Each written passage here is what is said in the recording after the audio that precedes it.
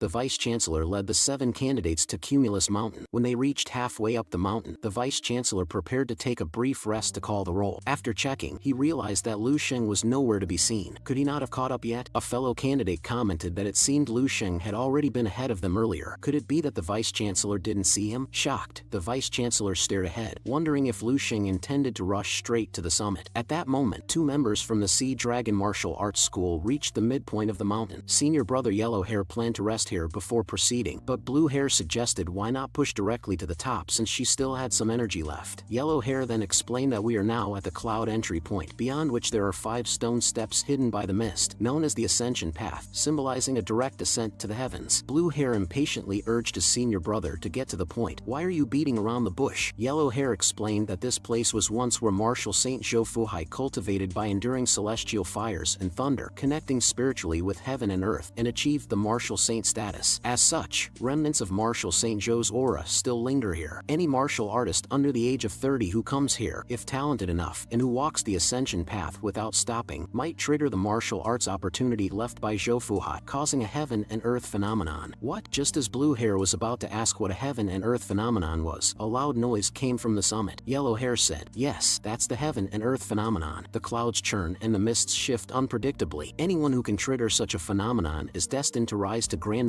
level, and possibly even. They were just reflecting on this when they were stunned by the sight before them. Unbelievable. Junior sister, the wailing of the whales. This is the highest grade of phenomena, and there are actually 3 white whales here. This indicates that there are at least 3 prodigies on the summit who may become martial saints in the future. It seems we're about to witness history. These words left Blue Hair dumbfounded. A martial saint is an apex existence in the world. Although the path to becoming a martial saint isn't solely determined by talent, this still sufficiently indicates the potential future of these individuals. After resting, Blue Hair's junior sister also prepares to start climbing the heavenly path to see if she can produce some special effects herself. Just then, Lu Sheng's super-fast figure flashed past them, and in a moment, he turned into a flowing shadow disappearing at the mountainside. Blue Hair was stunned for 2 seconds, just about to comment on the person's outrageous speed, but a dragon's roar brought him back to reality. Below the 3 white whales, a giant golden dragon slowly rose, with dragon roars piercing the sky. Yellow Hair trembled with fear at the scene. Is this possibly a divine dragon? This is the divine dragon ascending the summit, devouring all things. So the legend is true. A real dragon has really appeared in the world. After circling in the air a few times, the golden dragon hovered above Lu Sheng, moving as he moved. Lu Sheng found it odd. He had simply set out to climb the mountain casually, but as he ascended, a strange sensation began to well up inside him, as if he was the only person left between heaven and earth, with everyone else in a state of isolation. As he ran, his various natural breathing techniques began to operate on their own. He hadn't done anything special, just walked upwards, yet it felt as if his entire body's techniques were being drawn up by someone else. As he was about to reach the summit, the golden dragon charged towards the 3 white whales in front, and in just a moment, the 3 white whales were shattered and dispersed by the golden dragon. Lu Sheng was a bit stunned. Just now there were 3 white whales, and now there was also a golden dragon. Could this be some sort of welcoming ceremony they had arranged? The next moment, the golden dragon roared towards Lu Sheng, and then a golden light surged forward. At this moment, Lu Sheng felt a powerful impact, an assault on his martial arts spirit. Then, Lu Sheng charged towards the golden dragon in front and, wrapped around the dragon, reached the summit. At this moment, the entire arena was undoubtedly shocked by him, because the long wailing of the white whales caused by the extreme Wei twins and Zhang Yu of the Transcendence Martial Academy paled in comparison to him. The spectacle of thousands of waves gathering, a divine dragon ascending, and all things submitting was unmatched. An old man who had been on Cumulus Mountain for 100 years witnessed such a phenomenon for the first time and immediately instructed his disciples to find out who this striking young man was. The surrounding crowd was abuzz with discussion, but Lu Sheng seemed completely unfazed as he slowly approached. Such a heaven-defying spectacle was something they would only believe if they saw it with their own eyes. The next moment, the examinees were stunned, for they noticed that Lu Sheng was wearing the uniform of the 7th St. Martial University. What's going on? Can such a monster really come from the perennially useless 7th St. Martial University? Several martial saints who had climbed Cumulus Mountain in their youth managed to invoke only 1 or 2 white whales at best. How can this guy, with what merits and capabilities, transcend a martial saint by 100 times? This is absolutely impossible. At this point, a female disciple also remembered something. He seems to be the hidden genius of this year's 7th St. Martial University, the man who dominated the martial saint towers of all 7 universities. He is that Lu Sheng. The mere act of climbing the mountain and triggering such heavenly and earthly phenomena shocked all the instructors present, as this was a phenomenon not recorded in any known texts. No wonder, such talent is a bit too exaggerated. One whale already embodies the stature of a martial saint. Might he transcend martial saint one day? Hearing this, everyone was dumbfounded. What exists beyond a martial saint was unimaginable. At this moment, the Grandmaster of Transcendence Martial Arts Academy spoke up. It's not calculated like that, because just as water turns to ice with a decrease in temperature and vaporizes with an increase, sometimes the effects that seem worlds apart are essentially not that different. So, this young fellow named Lu Sheng is talented, but it's not as exaggerated